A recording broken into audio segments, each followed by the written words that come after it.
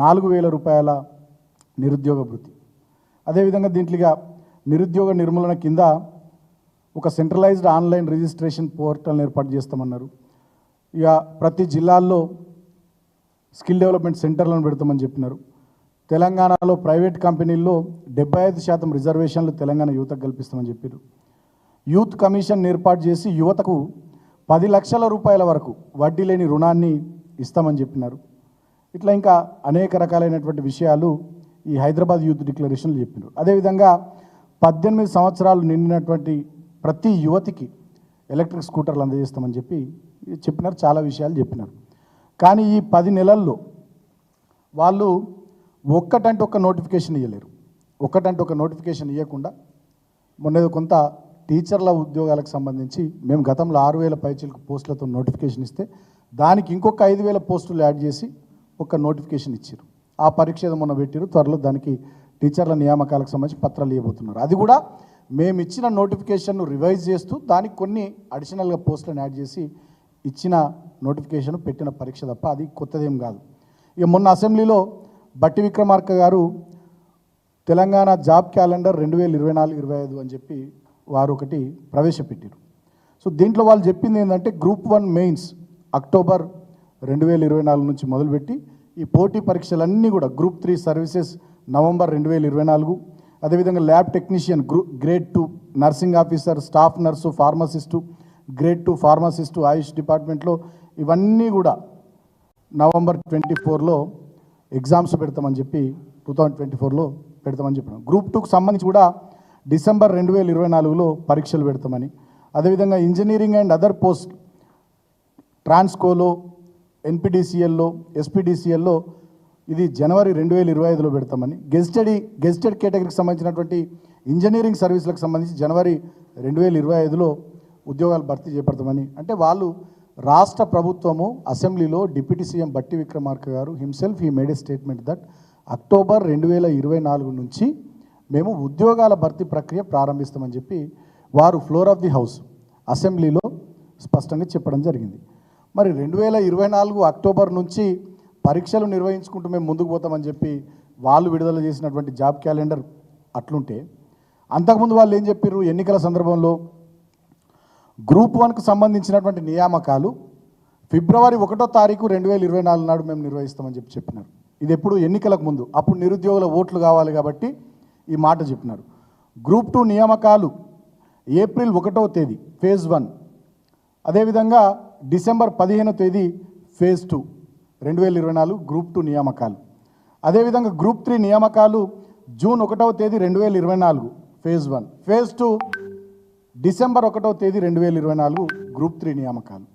Group 4 నియామకాలేమో June 1వ తేదీ phase 1 2024 సంవత్సరం, ఫేజ్ 2 డిసెంబర్ 1వ తేదీ 2024 సంవత్సరం గ్రూప్ 4 నియామకాలు అని చెప్పి ఆనాడు జాబ్ క్యాలెండర్ 2 లక్షల ఉద్యోగాలు 12 నెలల వ్యవధిలో మేము వచ్చిన మొదటి సంవత్సరంలోనే ఇస్తామని చెప్పి ఆనాడు నిరుద్యోగులను నమ్మబలికి స్పష్టంగా అభయహస్తం మేనిఫెస్టోలో కాంగ్రెస్ పార్టీ నాయకులు చెప్పినటువంటి మాటలు. దాంట్లో అదేవిధంగా ఎగ్జిక్యూటివ్ ఇంజనీర్లు, అసిస్టెంట్ ఎగ్జిక్యూటివ్ ఇంజనీర్లు, R&B department, Panchayati Raj department, irrigation department, RWS department, health and public health department, municipal administration department, major engineering డిపార్ట్మెంట్లకు సంబంధించి ఇది మే నెల 1వ తేదీ 2024 నాడు మేము పోటీ పరీక్షలు నిర్వహిస్తామని చెప్పడం జరిగింది. ఇట్లా అగ్రికల్చర్, హార్టికల్చర్ డిపార్ట్మెంట్కి సంబంధించిన అధికారుల నియామకాలకు సంబంధించిన పోటీ పరీక్షలు కూడా మే 1వ తారీఖు 2024 సంవత్సరంలో నిర్వహిస్తామని ఇట్లా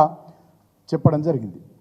అంటే ఓవరాల్గా ఏంటంటే ఆనాడు నిరుద్యోగుల ఓట్ల కోసం, నిరుద్యోగుల తల్లిదండ్రుల ఓట్ల కోసం అభయహస్తం మేనిఫెస్టో కింద, అదేవిధంగా హైదరాబాద్ యూత్ డిక్లరేషన్ పేరిట ఆనాడు సంవత్సరంలోనే 2 లక్షల ఉద్యోగాలు ఇస్తాం, ఇగో ఇది మా జాబ్ క్యాలెండరు, గీగీ నెలలో గీగీ ఉద్యోగాలు భర్తీ చేస్తామని చెప్పి ఆనాడు ఓట్ల కోసం నిరుద్యోగులను, అదేవిధంగా వాళ్ళ తల్లిదండ్రులను నమ్మించి అధికారంలోకి వచ్చిన తర్వాత అసెంబ్లీ వేదికగానేమో ఈ అక్టోబర్ 2024 నుంచి పరీక్షల నిర్వహణ మొదలు పెడతామని చెప్పి ఒక దిక్కు చెప్తూ, ఇంకో దిక్కు రేవంత్ రెడ్డి గారు గతంలో మేము ఇచ్చిన ఉద్యోగాలు, గతంలో మేము నిర్వహించిన పోటీ పరీక్షలు, మేము నిర్వహించినటువంటి ఇంటర్వ్యూలు, మేము ఇచ్చినటువంటి ఉద్యోగాలకు సంబంధించి ఇప్పుడు నియామక పత్రాలు నెలకొక ఈవెంట్ పెట్టి ఇప్పుడు నియామక పత్రాలు విడుదల చేస్తూ ఈ 10 నెలల్లో మేము 31,000 ఉద్యోగాలు ఇచ్చినామని చెప్పి పచ్చి అబద్ధాలు ఇవాళ ముఖ్యమంత్రి రేవంత్ రెడ్డి మాట్లాడుతూ ఉన్నాడు.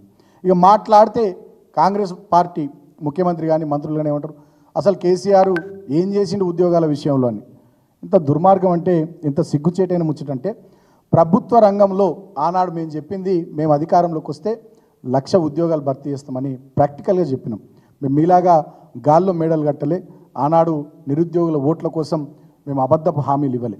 మేము 1,00,000 ఉద్యోగాలు భర్తీ చేస్తామని చెప్పినటువంటి వాళ్ళం దాదాపు ప్రభుత్వ రంగము అదేవిధంగా ప్రభుత్వం కలుపుకొని 1,60,000 పైచీలకు ఉద్యోగాలను మేము భర్తీ చేయడం జరిగింది మా హయాంలో. అదేవిధంగా ఒక సుమారు 43,000 ప్రభుత్వానికి సంబంధించినటువంటి ఉద్యోగాల రిక్రూట్మెంట్ ప్రాసెస్, అదంతా కూడా పోటీ పరీక్షల నిర్వహణ, ఇంటర్వ్యూల నిర్వహణ తదితర కొంత ప్రాసెస్లో కొన్ని కోర్టు కేసుల వల్ల జాప్యం అవుతూ అది ప్రాసెస్లో సుమారు 43,000 ఉద్యోగాల రిక్రూట్మెంటు ఉండే. ఇక ప్రైవేట్ రంగంలోనైతే టీఎస్ ఐపాస్ లాంటి సింగిల్ విండో ఇండస్ట్రియల్ పాలసీ ద్వారా దాదాపు 24,000 ప్రైవేట్ పరిశ్రమలకు తెలంగాణలో అనుమతులు ఇస్తే 4 లక్షల కోట్లకు పైచీలకు పెట్టుబడులు తెలంగాణ రాష్ట్రంలో వస్తే దాంట్లో 24 లక్షల పైచీలకు ఉద్యోగాలు ఉపాధి అవకాశాలు తెలంగాణ రాష్ట్రంలో ప్రైవేట్ రంగంలో కూడా మా ప్రభుత్వ హయాంలో చేపట్టడం జరిగింది. సో నేను ఇందాక చెప్పినట్టుగా ఆనాడు మా ప్రభుత్వ